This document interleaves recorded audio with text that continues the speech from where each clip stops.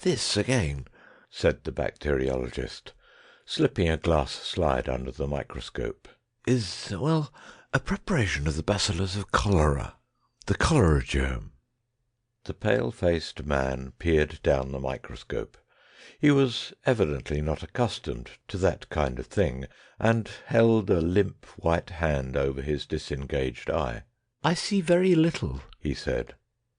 "Touch this screw," said the bacteriologist. "Perhaps the microscope is out of focus for you. Eyes vary so much. Just the fraction of a turn this way or that." "Ah, now I see," said the visitor. "Not so very much to see after all. Little streaks and shreds of pink. And yet those little particles, those mere atomies, might multiply and devastate a city. Wonderful!" He stood up, and releasing the glass slip from the microscope, held it in his hand towards the window. "Scarcely visible," he said, scrutinizing the preparation. He hesitated. "Are these alive? Are they dangerous now?" "Those have been stained and killed," said the bacteriologist. "I wish for my own part we could kill and stain every one of them in the universe." "I suppose," the pale man said, "that you scarcely care to have such things about you in the active state." "On the contrary, we are obliged to," said the bacteriologist. "Here, for instance," he walked across the room and took up one of several sealed tubes. "Here is the living thing. This is a cultivation of the actual living disease bacteria." He hesitated. "Bottled cholera, so to speak." A slight gleam of satisfaction appeared momentarily in the face of the pale man. "It's a deadly thing to have in your possession," he said, devouring the little tube with his eyes. The bacteriologist watched the morbid pleasure in his visitor's expression. This man, who had visited him that afternoon with a note of introduction from an old friend, interested him from the very contrast of their dispositions. The lank black hair and deep grey eyes, the haggard expression and nervous manner, the fitful yet keen interest of his visitor, were a novel change from the phlegmatic deliberations of the ordinary scientific worker with whom the bacteriologist chiefly associated. It was perhaps natural, with a hearer evidently so impressionable to the lethal nature of his topic, to take the most effective aspect of the matter. He held the tube in his hand thoughtfully. "Yes, here is the pestilence imprisoned. Only break such a little tube as this into a supply of drinking water. Say to these minute particles of life that one must needs stain and examine with the highest powers of the microscope even to see, and that one can neither smell nor taste. Say to them, 'Go forth, increase and multiply, and replenish the cisterns.' And death, mysterious, untraceable death, death swift and terrible, death full of pain and indignity, would be released upon this city, and go hither and thither seeking his victims. Here he would take the husband from the wife, here the child from its mother, here the statesman from his duty, and here the toiler from his trouble. He would follow the water mains creeping along streets, picking out and punishing a house here and a house there where they did not boil their drinking water, creeping into the wells of the mineral water makers, getting washed into salad, and lying dormant in ices. He would wait ready to be drunk in the horse troughs and by unwary children in the public fountains. He would soak into the soil to reappear in springs and wells at 1,000 unexpected places. Once start him at the water supply, and before we could ring him in and catch him again, he would have decimated the metropolis." He stopped abruptly. He had been told rhetoric was his weakness. "But he is quite safe here, you know, quite safe." The pale-faced man nodded. His eyes shone. He cleared his throat. "These anarchist rascals," said he, "are fools, blind fools, to use bombs when this kind of thing is attainable. I think—" A gentle rap, a mere light touch of the finger nails, was heard at the door. The bacteriologist opened it. "Just a minute, dear," whispered his wife. When he re-entered the laboratory, his visitor was looking at his watch. "I had no idea I had wasted an hour of your time," he said. 12 minutes to 4. I ought to have left here by 3:30. But your things were really too interesting. No, positively, I cannot stop a moment longer. I have an engagement at 4. He passed out of the room, reiterating his thanks, and the bacteriologist accompanied him to the door, and then returned thoughtfully along the passage to his laboratory. He was musing on the ethnology of his visitor. Certainly the man was not a Teutonic type, nor a common Latin one. "A morbid product, anyhow, I'm afraid," said the bacteriologist to himself. How he gloated over those cultivations of disease germs! A disturbing thought struck him. He turned to the bench by the vapour bath, and then very quickly to his writing table. Then he felt hastily in his pockets, and then rushed to the door. "I may have put it down on the hall table," he said. "Minnie!" he shouted hoarsely in the hall. "Yes, dear?" came a remote voice. "Had I anything in my hand when I spoke to you, dear, just now?" Pause. "Nothing, dear, because I remember—" "Blue ruin!" cried the bacteriologist, and incontinently ran to the front door and down the steps of his house to the street. Minnie, hearing the door slam violently, ran in alarm to the window. Down the street a slender man was getting into a cab. The bacteriologist, hatless and in his carpet slippers, was running and gesticulating wildly towards this group. One slipper came off, but he did not wait for it. "He has gone mad," said Minnie. "It's that horrible science of his," and, opening the window, would have called after him. The slender man, suddenly glancing round, seemed struck with the same idea of mental disorder. He pointed hastily to the bacteriologist, said something to the cabman. The apron of the cab slammed, the whip swished, the horse's feet clattered, and in a moment cab and bacteriologist hotly in pursuit had receded up the vista of the roadway and disappeared round the corner. Minnie remained straining out of the window for a minute. Then she drew her head back into the room again. She was dumbfounded.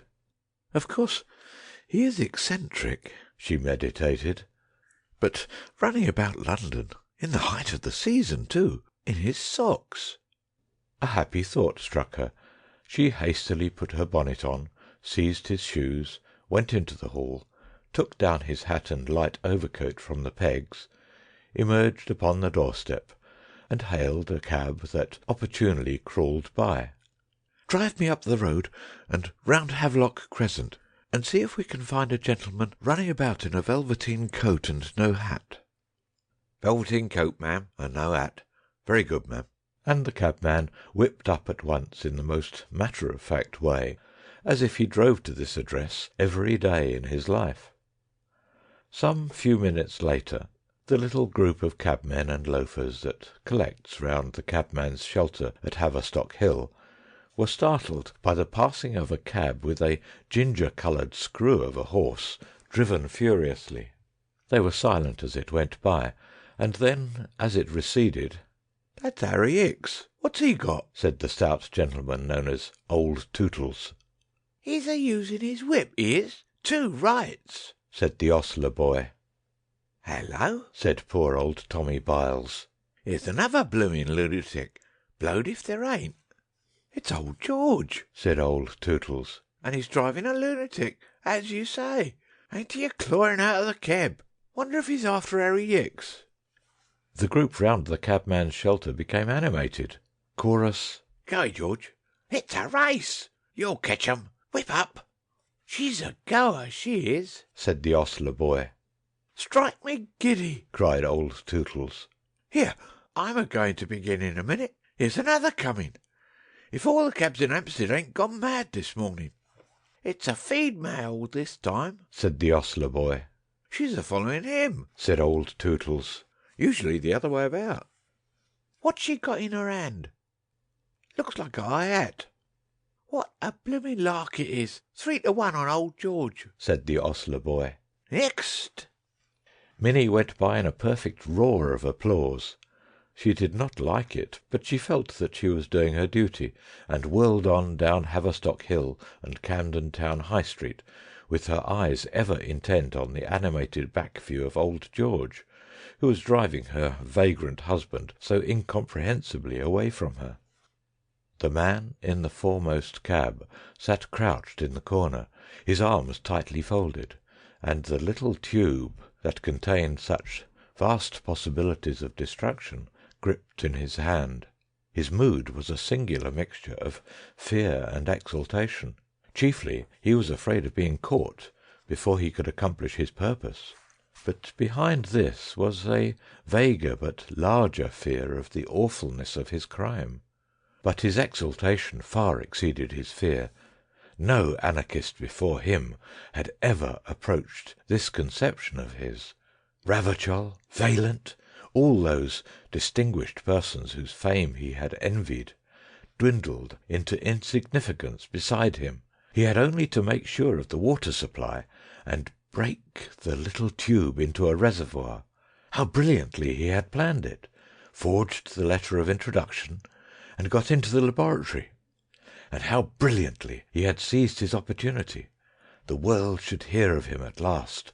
All those people who had sneered at him, neglected him, preferred other people to him, found his company undesirable, should consider him at last. Death! Death! Death! They had always treated him as a man of no importance. All the world had been in a conspiracy to keep him under. He would teach them yet what it is to isolate a man. What was this familiar street? Great St. Andrew's Street, of course. How fared the chase? He craned out of the cab. The bacteriologist was scarcely 50 yards behind. That was bad. He would be caught and stopped yet.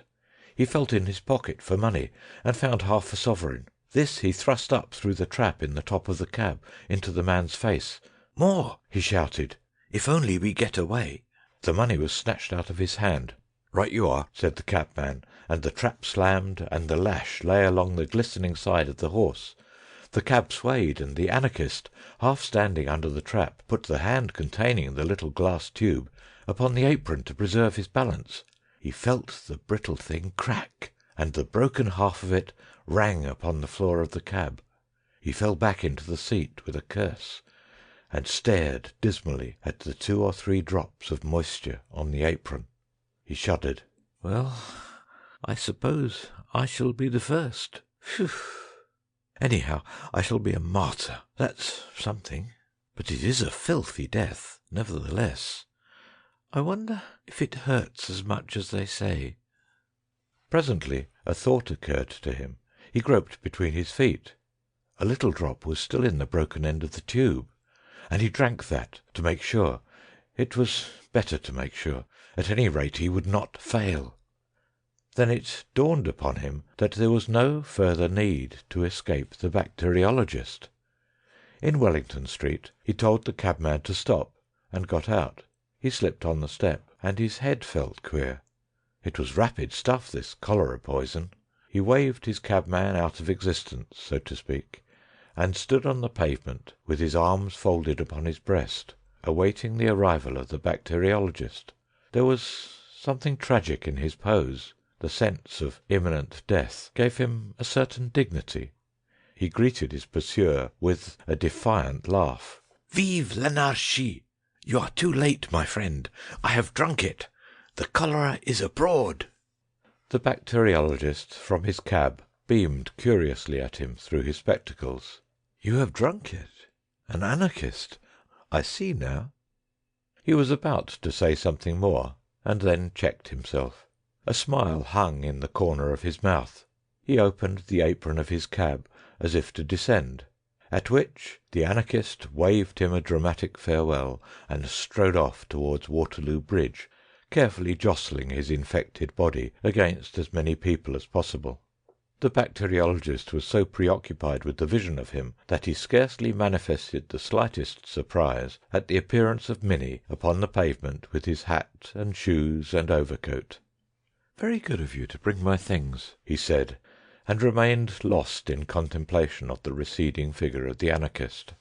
"You had better get in," he said, still staring. Minnie felt absolutely convinced now that he was mad, and directed the cabman home on her own responsibility. "Put on my shoes? Certainly, dear," said he, as the cab began to turn and hid the strutting black figure, now small in the distance, from his eyes. Then suddenly something grotesque struck him, and he laughed. Then he remarked, "It is really very serious, though. You see, that man came to my house to see me, and he is an anarchist. No, don't faint, or I cannot possibly tell you the rest. And I wanted to astonish him, not knowing he was an anarchist, and took up a cultivation of that new species of bacterium I was telling you of, that infest, and I think cause, the blue patches upon various monkeys. And, like a fool, I said it was Asiatic cholera, and he ran away with it to poison the water of London. And he certainly might have made things look blue for this civilized city. And now he has swallowed it.